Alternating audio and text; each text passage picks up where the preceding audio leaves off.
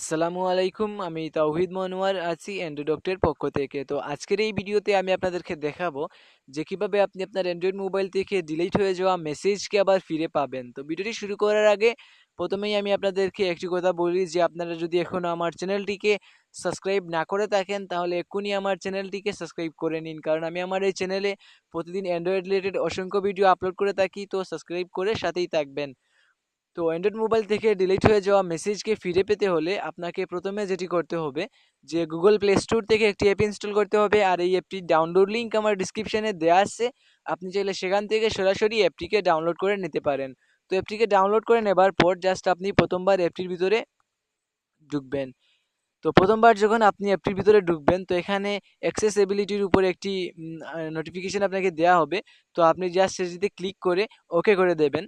তো আপনি যখন এই সেটিংটি ওকে করে দেবেন, ওকে ওকে করে দেবার পর আপনার মোবাইলে যখনই কোনো মেসেজ আসবে, সেটা আপনার যে আপনার সিম থেকে দেওয়া হোক কিংবা হোয়াটসঅ্যাপ থেকে কিংবা ফেসবুক থেকে, যখনই আপনার মোবাইলে কোনো মেসেজ আসবে তো ওই মেসেজটি ওই নোটিফিকেশন হিস্ট্রির ভিতরে যাবে এবং আপনার কাঙ্ক্ষিত অ্যাপসে যাবে। যেমন আমার সিম থেকে যদি মেসেজ করা হয় তাহলে আমার মোবাইলে মেসেজ অপশনে যাবে।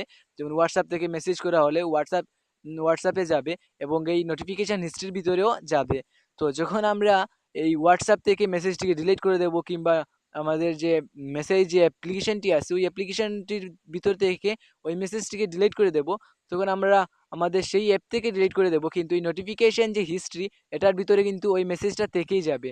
যেমন এখানে দেখেন, আমি আমার মোবাইলের মেসেজ অপশনে গিয়ে এখানে আমার ইনবক্সে একটি মেসেজ আসছে। তো আমি জাস্ট সেই মেসেজটিকে এখানে ডিলিট করে দেব। দেখেন এখানে আমি আমার মেসেজটিকে ডিলিট করে দিলাম। তো যখন আমার মোবাইলে এই মেসেজটি আসছিল তখন আমার এই যে নোটিফিকেশন হিস্ট্রি যে অ্যাপটি আসছিল এই অ্যাপটির অ্যাক্সেসিবিলিটি সেটিংটা আমি অন করে রাখছিলাম। তাই এই যে মেসেজটা আমার মোবাইলে আসছিল সেটি আমার মোবাইলে যে মেসেজ অ্যাপ্লিকেশন এটাতে আসার পাশাপাশি এই নোটিফিকেশন হিস্ট্রি যে অ্যাপটি আছে ওই অ্যাপটির ভিতরেও আসছিল। তো জাস্ট আমি সেই নোটিফিকেশন হিস্ট্রির ভিতরে ঢুকবো। ঢুকার পরে দেখেন এখানে মেসেজিং কাউন্ট টু, এখানে দেখেন দুইটা মেসেজ আসছিল। একটা মেসেজ একটু আগে আমি ডিলিট করছিলাম।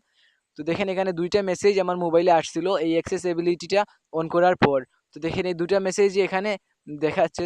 তো আমি যদি চাই এটা এখানে ক্লিক করে কপি করে নিতে পারি এবং কপি করে আমি দেখতে পারি যে এই মেসেজটির ভিতরে কি আসছিল।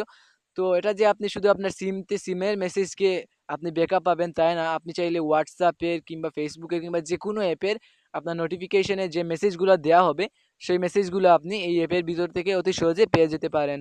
তো এই ছিল আজকের আমার টিউটোরিয়াল ভিডিওটি। আশা করি আপনাদের কাছে অনেক ভালো লাগবে। যদি আমার ভিডিওগুলো আপনাদের কাছে ভালো লাগে তাহলে অবশ্যই আমার চ্যানেলটিকে সাবস্ক্রাইব করবেন। আর ভিডিওটি দেখার জন্য ধন্যবাদ।